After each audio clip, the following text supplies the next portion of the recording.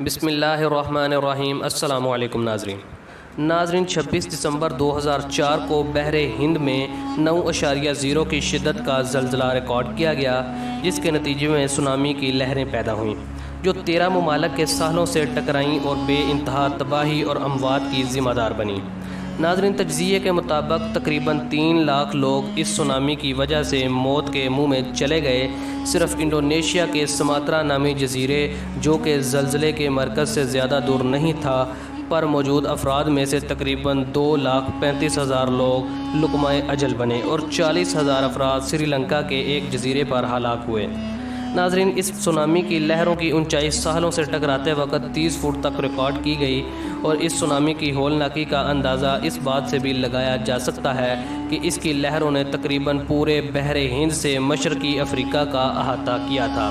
ناظرین، امید کرتے ہیں کہ آج کی اس ویڈیو نے آپ کے نالج میں اضافہ کیا ہوگا۔